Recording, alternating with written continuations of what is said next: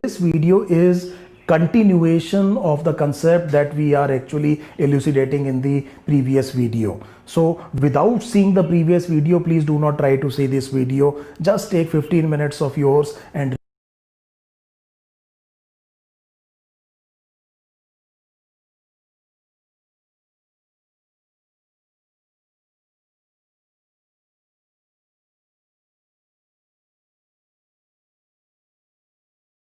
revise that video, and then you will understand basically what we are saying here.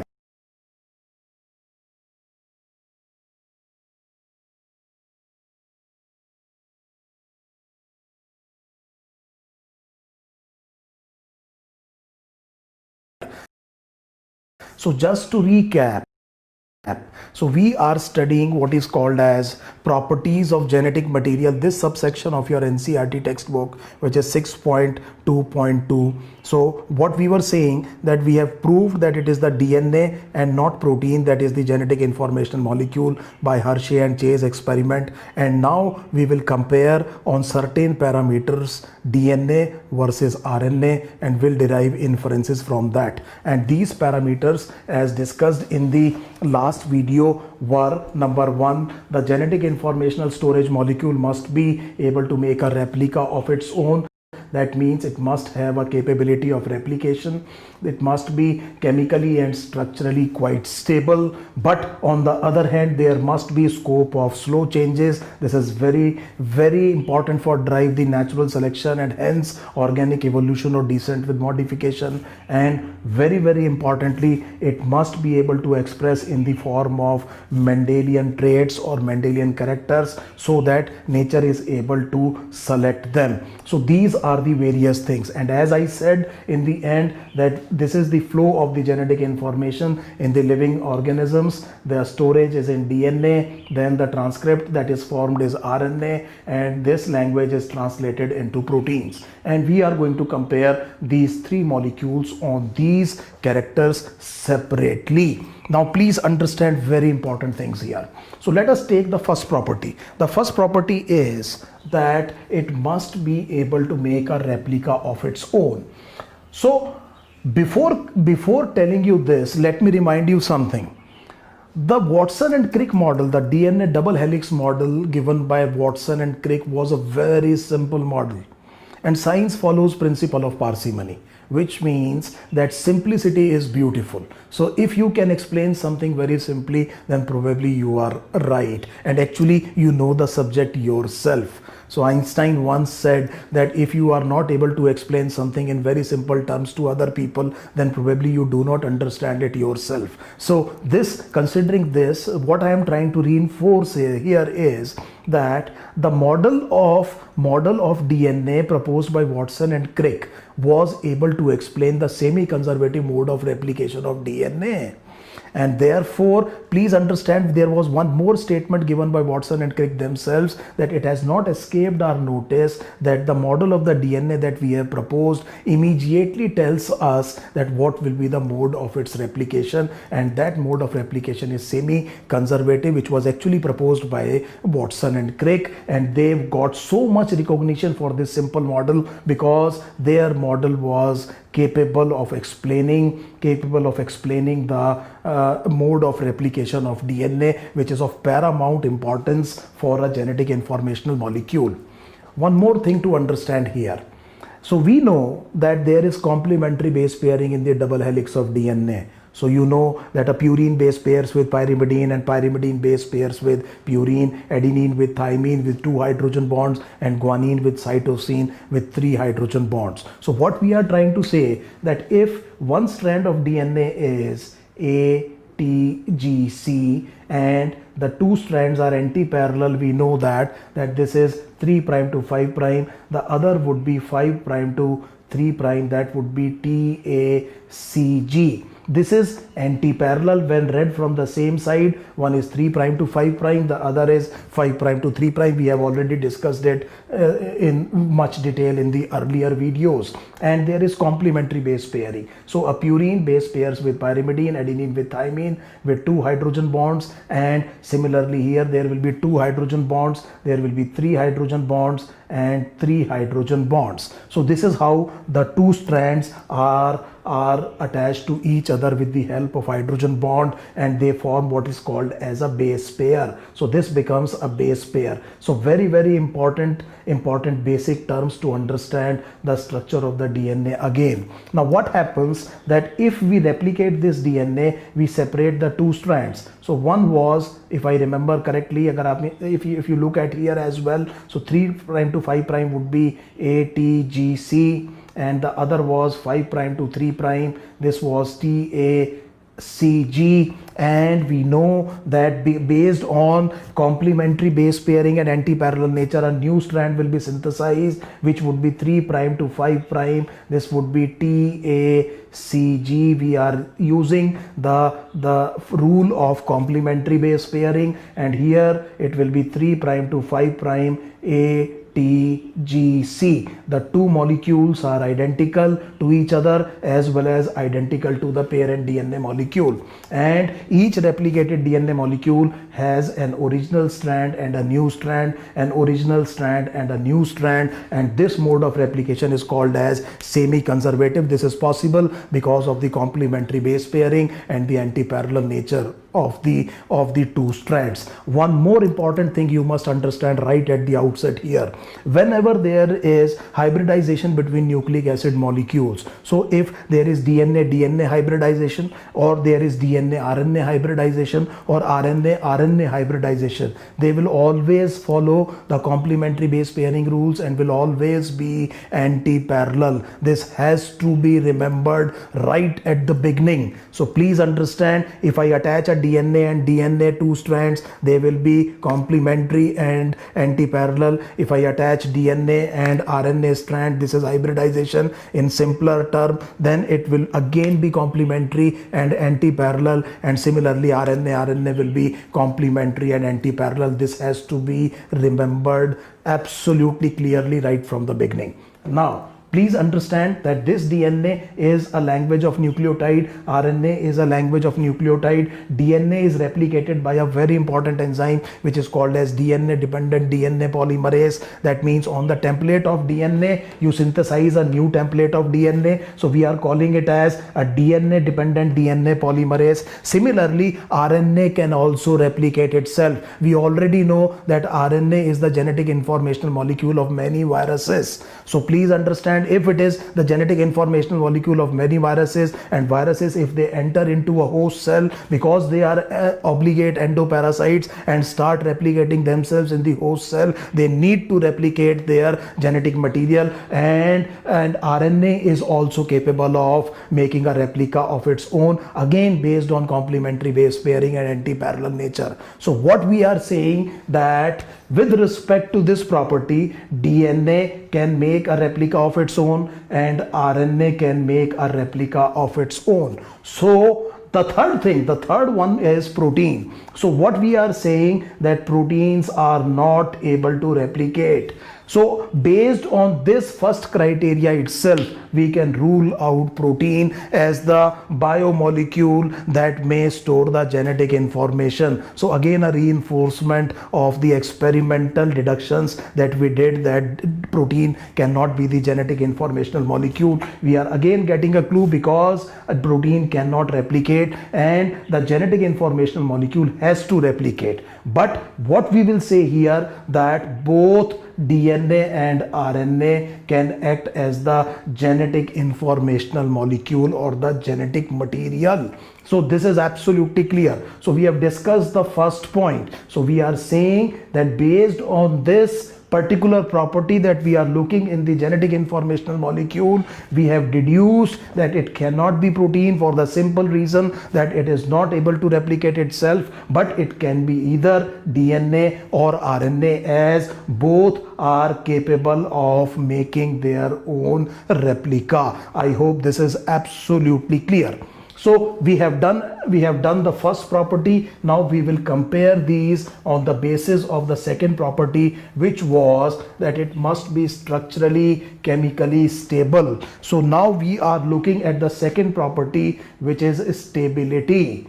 So this is a very, very important thing to consider with respect to the genetic informational molecule. Again, I am emphasizing you do not want the molecule that stores your genetic information to change rapidly, because after all, after so many millions of years of evolution, you have a basic adaptation to the environment, you have a basic body design. So you want subtle changes in it, but not drastic changes. You do not want your genetic informational molecule to be so unstable that the expression of it in the form of the Mendelian traits changes very rapidly in the living organism or even during their lifetime. This should not happen, because otherwise the adaptations that have resulted from a large amount, a long time of evolutionary forces will go awry. I hope this is absolutely clear.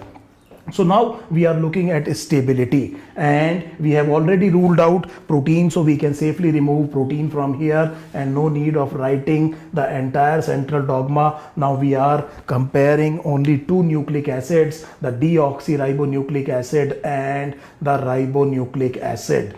So now we look at the stability. So please understand what I am saying here. I am saying that in most cases DNA is double stranded and major cellular RNAs are single stranded.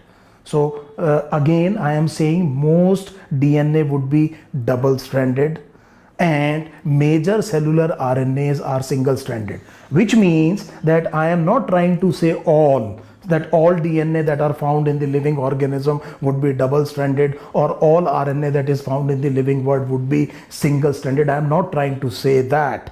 So we know there may be single-stranded DNA as well, there are single-stranded DNA viruses as well, and there are double-stranded RNA viruses as well. Later on in biotechnology, we will know about what is called as microRNA. We will know about small interfering RNAs. So we know that RNA can also be double-stranded, but generally speaking, at the initial level, we will say that most cases of DNA would be double stranded and RNA would be single stranded. Now, what is the advantage of being double stranded over single stranded? This is a very, very important thing to understand, that what my NCERT is trying to say here. So please understand that DNA being double stranded, it has a big advantage. So let me explain it. Let us say that one of the strand is A, T, G and C. Let us put the directions. I always tell my students to know that it is very important to write the polarity of the strand, whether it is 3' end or 5' end. You must mention, make it a habit, so that you do not commit mistakes later on. We immediately know that what would be the other strand. We know it will be anti-parallel and it would be T, A, C and G. This would be the double-stranded DNA molecule. Suppose there is an error somewhere in one of the strands of the DNA.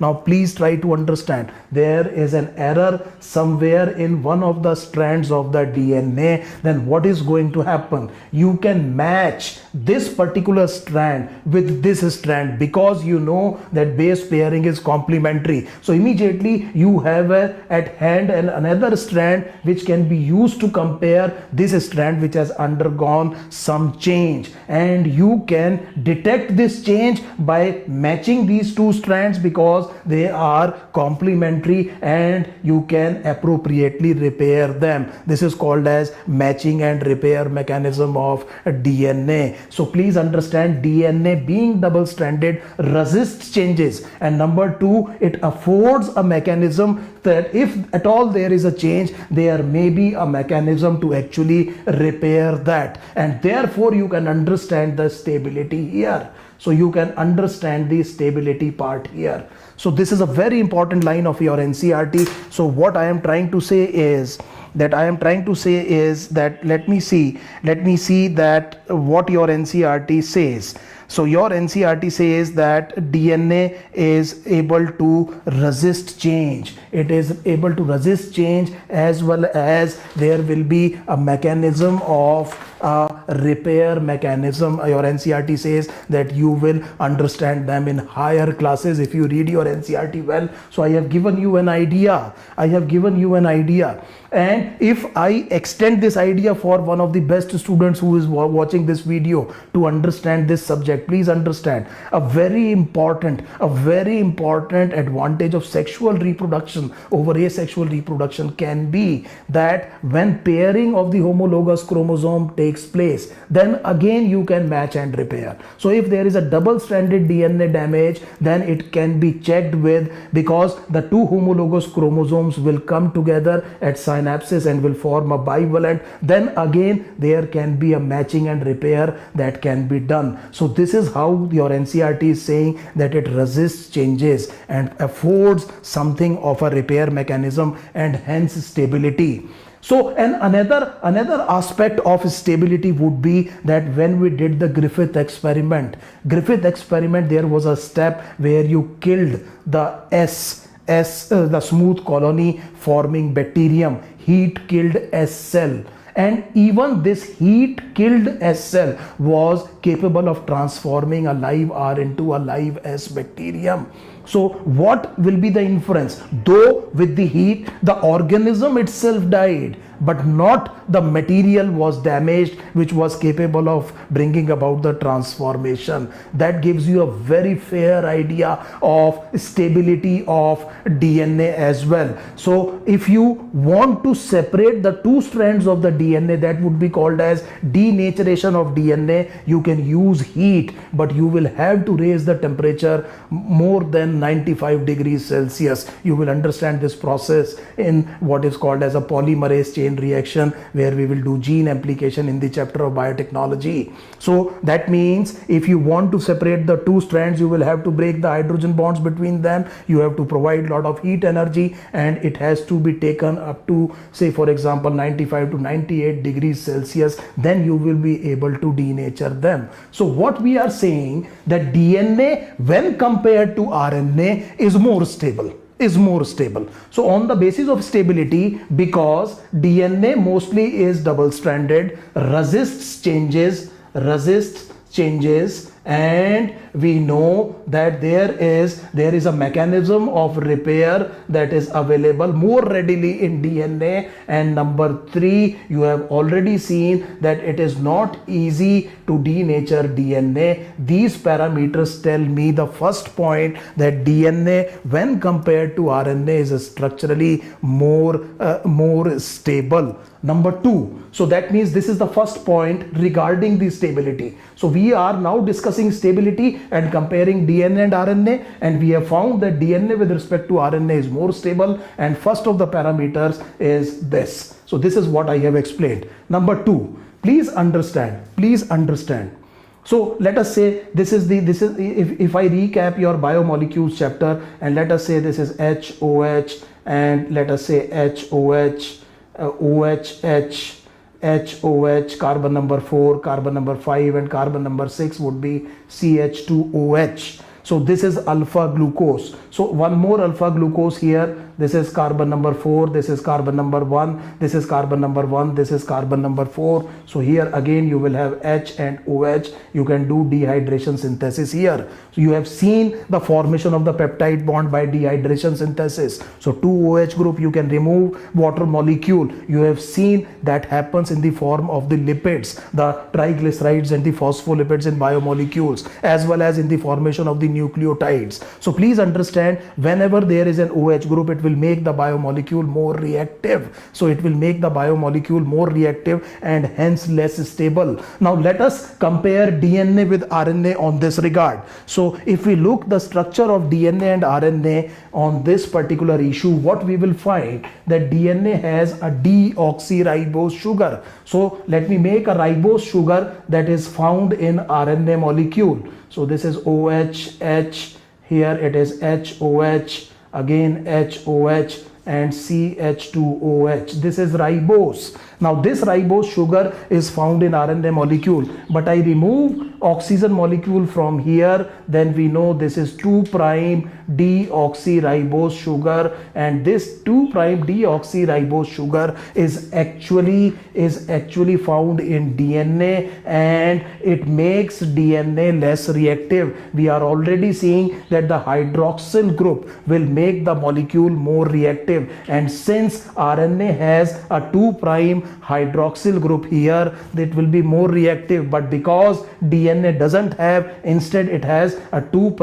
deoxyribose sugar, it will make DNA less reactive than RNA. So again we have got a clue that DNA with respect to RNA will be more stable. So we have seen, we are looking at the second of the criteria, and I am looking at the stability, and with these two parameters I have seen that DNA with respect to RNA will be more stable. So in the next of the video we will see that are there other clues as well that actually falsify this particular idea that DNA when compared to RNA is more stable. So we will continue the discussion. Read your NCERT, see the video, and then watch the other video where we discuss the remaining part of the criteria of stability and the other two parameters of comparison of DNA and RNA and derive our conclusions from that.